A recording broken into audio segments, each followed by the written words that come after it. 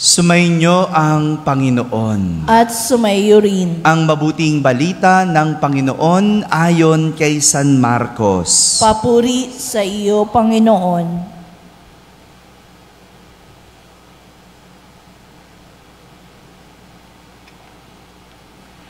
Noong panahong iyon, bumalik kay Jesus ang mga apostol at iniulat ang lahat ng kanilang naisagawa at naituro. Napakaraming taong dumarating at umaalis. Ano pat hindi na makuhang kumain ni Jesus at ng kanyang mga alagad. Kaya't sinabi niya sa mga ito, magtungo tayo sa isang ilang na pook upang malayo sa karamihan at makapagpahinga kayo ng kaunti. Umalis sila lulan ng bangka at nagpunta nga sa isang ilang na dako. Ngunit maraming nakakita sa kanilang pag-alis at nakilala sila. Kaya't mula sa lahat ng bayan, ang mga tao'y patakbong tumungo sa dakong pupuntahan ni na Jesus at nauna pang dumating doon kaysa kanila. Paglunsad ni Jesus, nakita niya ang napakaraming tao. Nahabag siya sa kanila sapagkat para silang mga tupang walang pastol. At sila ay tinuruan niya ng maraming bagay. Mga kapatid, ang mabuting balita ng Panginoon. Pinupuri ka namin, Panginoong Jesucristo. Magsiupo po ang lahat at makinig sa homilya. Isang magandang umaga po sa inyong lahat.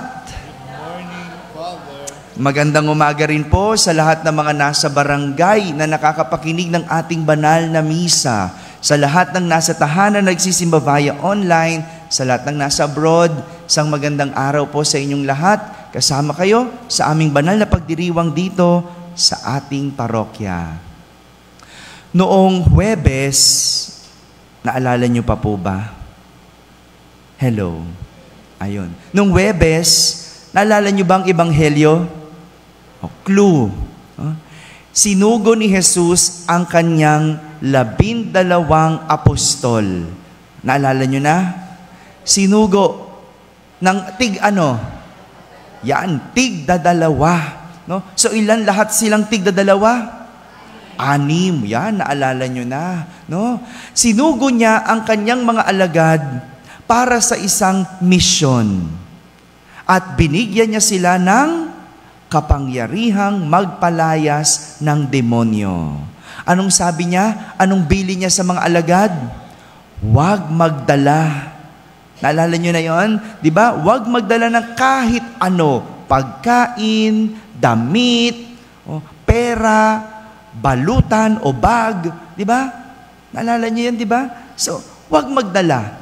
Sinugo niya sila sa isang misyon. Dala-dalawa.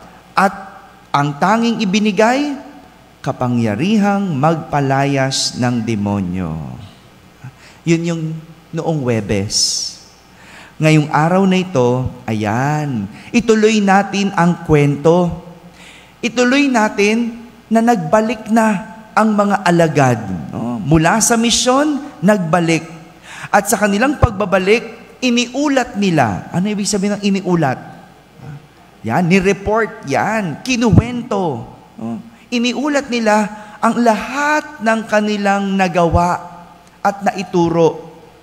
Imagine ninyo, no? Umalis, pagbalik, no? Bumalik sila kay Jesus. Iniulat nila, imagine ninyo, no? Siguro, masayang-masaya yung mga alagad na nagkukwento kay Jesus ng kanilang karanasan sa misyon. Siguro, no? Inisa-isa nila yung kanilang natulungan at kung paano nila napagaling ang mga may sakit. Kung paano sila nakapagpalayas ng demonyo. Di ba ganun yun? No, yung pag-alis mo, pagbalik mo, yung excited kang ikwento. Masaya kang nagkukwento ng iyong karanasan. Ito ang dahilan kaya nag-aya si Jesus na magtungo sa isang ilang na puok para makapagpahinga ng kaunti. Ulitin ko po, makapagpahinga ng kaunti. Dito, ipinapakita ni Jesus ang kahalagahan ng pahinga. Alam niyang pagod ang mga alagad, no? Siguro sa dami ng kwento nila, sa dami ng napagaling nila, sa dami ng nagawa nila, alam ni Jesus na nagsipag at nagtrabaho ang mga alagad. Kaya naman, nararapat lang na sila ay makapagpahinga. Deserve nila ang magpahinga. Sa panahon ngayon, kapag ang tao napagod, anong sinasabi? Deserve kong bumili ng ganito. Di ba? Ganon naman ngayon. Ganon ngayon, di ba? Deserve ko to. Deserve kumain ng masarap. Deserve mag-shopping. No? Pero yung kay Jesus, binigyan niya ang kanyang mga alagad ng kaunting panahon para magpahinga. Sadyang dapat balanse ang buhay. Hindi pwedeng puro trabaho. Kailangan din naman magpahinga. Tingnan mo ang katabi mo. Di ba? Nagpapahinga na siya. Hindi naman din pwede puro pahinga. Di ba? Kaya nga ang sabi ni Jesus, kaunting pahinga. Hindi pwede rin puro pahinga. Kailangan din magtrabaho. Ika nga, anumang sobra, nakakasama. Ngunit, bukod sa balanse ng pagtatrabaho at pahinga, meron pang magandang naipakita ang ating kwento. Bukod sa trabaho, nagpahinga, meron pa. Meron pang tinuturo sa atin. Ano yon? Lumapit kay Jesus. Nagbalik kay Jesus. Pagkatapos magtrabaho, pagkatapos magsipag, pagkatapos kumayod, pagkatapos magsikap, balik kay Jesus.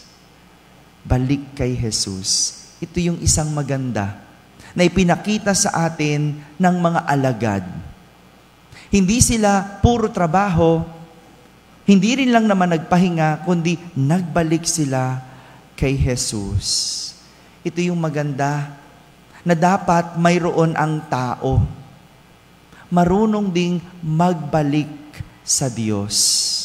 Magbalik loob sa Diyos. Kaya nga, kahit man lang isang beses, isang linggo, makapagsimba. Mga magulang, turo nyo yan sa inyong mga anak. Ako nga, bilib sa inyo na araw-araw nagsisimba. No? Alam ko naman, iba ang pakiramdam kapag nasanay ka sa isang bagay. Di ba? Iba ang pakiramdam kapag araw-araw ka nag-exercise. Iba ang pakiramdam pag araw-araw ka nagtatrabaho. Araw-araw ka nagsiserve. At lalong iba ang pakiramdam kung araw-araw kang nagsisimba. Kung araw-araw kang kumakain, alam mo ang pakiramdam. Kapag hindi kumain, di ba? Parang hindi kumpleto, gutom ang tiyan. Pero din, pag nagsisimba, no, alam mong hindi kumpleto. Alam mong hindi sapat ang araw. Pero may isa pa. Bukod sa nagtrabaho, nagpahinga, at nagbalik kay Jesus, may isa pang ipinapakita. Dito naman, ipinakita si Jesus ang pagtulong sa kapwa. Pagtulong sa kapwa. Nang makita ni Jesus ang napakaraming tao, nahabag siya. Bakit? Kasi para silang mga tupang walang pastol. Kapag nakakita tayo ng tao at nahabag tayo, ang paanyaya sa atin, tumulong. Hindi lang puro trabaho, hindi lang puro pahinga, at hindi lang puro dasal, kailangan may pagtulong sa kapwa. kailangan tumutulong. May ilan sa atin, walang ibang inatupag kundi ang pagtatrabaho. Lahat puro na lang pera. Walang panahon magpahinga. Kaya naman sa huli, di ba, ano nangyayari? Napapagod, nagsasawa, nababurn out. Ang ilan naman, puro naman pahinga. Hindi nagtatrabaho. Hindi nagbabanat ng buto. Kaya tignan mo, walang paglago. May iba, puro trabaho, puro pahinga, walang Diyos. Meron din namang ganun. Hindi nagsisimba. No? Kaya tingnan mo, malayo sa Diyos. Kaya tingnan mo, kahit anong trabaho, parang walang asenso. No? Kasi walang Diyos. Walang pananampalataya. Kaya hindi makuhang tumulong sa kapwa. Meron simba ng simba, hindi naman marunong tumulong. Puro lang pakabig. Hingi lang ng hingi, hindi marunong magbigay. Mga kapatid, tinuturuan tayo ng tamang balanse ng ating ebanghelyo sa araw na ito. Ang pagtatrabaho ay paraan para magkaroon ng kabuhayan. Ang pagpapahinga ay paraan para maging malakas sa buhay. Ang paglapit sa Diyos ay paraan para magkaroon ng pananampalataya sa buhay. At ang pagtulong sa kapwa ay paraan para magkaroon ng kahulugan ang ating buhay. Amen. Isa pang nagagawa ng dasal at paglapit kay Jesus sa ating buhay ay ang gabay. Gabay. Kahit anong pagkayod, pagtatrabaho, kahit anong pahinga, kung walang gabay, wala ring kapupuntahan ang buhay. Kaya apat, ano yung mahalaga?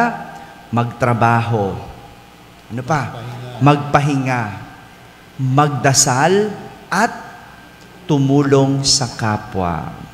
Pagkatapos po ng ating banal na misa ay ang ating pamimintuho sa ating mahal na Birhen ng Soledad. Sumainyo ang Panginoon. At sumayo rin. At pagpalain kayo ng makapangyarihang Diyos, Ama at Anak at Espiritu Santo. Amen. Tapos na po ang ating pagdiriwang humaiking taglay ang pag-ibig at kapayapaan ni Kristo. Salamat sa Diyos. Nuestra Señora de Soledad, nang mapatid ng mga hirap, nagbata ng pasakit dahil sa Diyos atas. O dakila ka, Nuestra Señora de Soledad. O dakila ka, Nuestra Señora de Soledad.